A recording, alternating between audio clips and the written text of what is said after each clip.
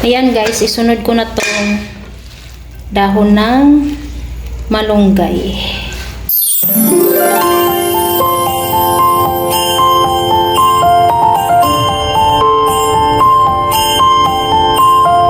Hi guys! Welcome back sa aking another new vlog. Ako po pala si Pilipina Simple Vlogs. Nakapag-vlog na naman ako guys. Dito na naman ulit ako. Ayan. Ang araw na pala dito sa Saudi ngayon ay Wednesday. Ang pizza dito ay March 13 ata. 2024 na ngayon. Kaya ayan guys. Isama ko kayo sa pag-prepare. Hindi ko na kayo ata isama sa paghihiwa ng mga manok ko, gulay ko. Kasi sobrang gutom na talaga guys. Wala pa akong lunch at saka dinner. Kaya ayan, umpisahan ko nang magluto guys. Balikan kayo. Ayan guys, andito na ulit ako. Ayan, ipakita ko sa inyo yung mga gulay na gagamitin ko sa aking pinakamasarap na tinulang manok. Ayan, may ano ako dito, malunggay. Unti lang yung malunggay. Kinuha ko ito sa job site namin, doon sa trabaho namin. Ayan. Tapos, may ano ako dito, dahon ng sili. Ayan. Dahon ng sili, chili leaves. Ayan. Tapos may ano ako dito, fresh na Frisco na papaya. Tapos itong buong manok. Tapos ito yung sibuyas bombay, luya, tsaka lemongrass, at saka may red pepper ako dito, yung chili, ayan, yung sili.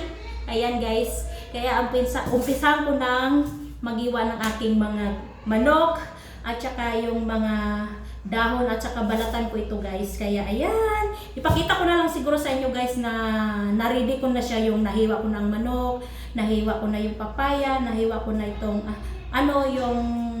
nahiwa na ko na tong yung dahon ng sili. Kaya ayan, balikan kayo. Ayan na guys, nakahanda na yung gulay ko. Ito yung malunggay, hugas na yan. Tapos yung chili leaves or yung dahon ng sili, nahugasan ko na din yan. Ito din ang papaya. Yan, hiwa na. Ito yung mga sibuyas bombay, luya, lemongrass, at saka yung fresh na sili na red, at saka dahon na sibuyas. Tapos itong manok guys, hindi ko tulutuin ang isang buo. Ito ang isabaw ko, tapos ito yung i-adobo ko siguro.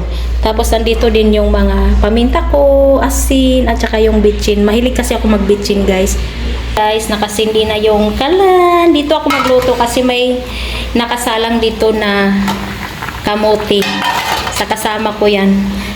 Ayan. Ayan, lagyan ko na siya ng mainit na tubig. Kasi ayaw ko yung tinulang manok guys na igisa ko sa oil ang mga niya. Yan. Gamitan ko siya ng mainit na tubig para mabilis siyang. Tingnan ko guys kung sobrang kulo na ba siya. Ayan, sobrang kulo na siya guys. Ayan. Mahirap mag-vlog na walang tripod. Isunod ko na itong mga niya. Ayan.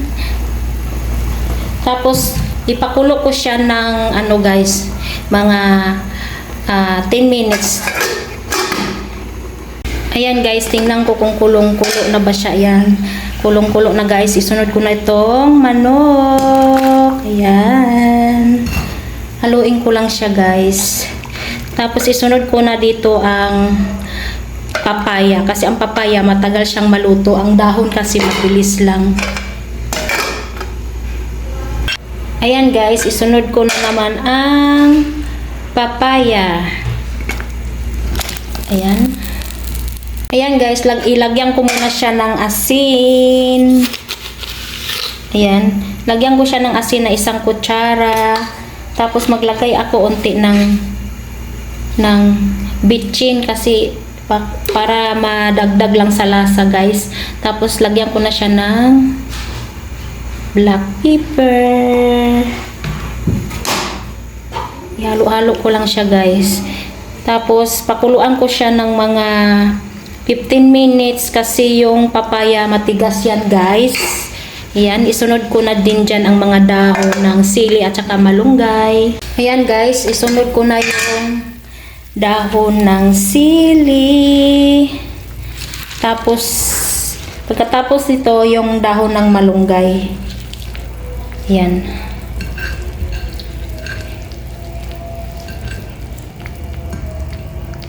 Dahon ng malunggay. Pakuluan ko lang siya ng mga 3 minutes tapos isunod ko na yung malunggay dyan. Ayan guys, isunod ko na tong dahon ng malunggay.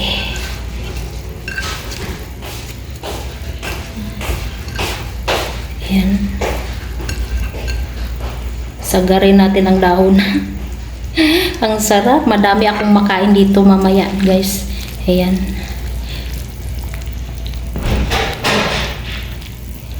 Ayan. Lutuin ko siya ng 15 minutes kasi gusto ko yung dahong lutong-luto. Ayan na guys, naluto na ang aking tinulang manok. Kain tayo.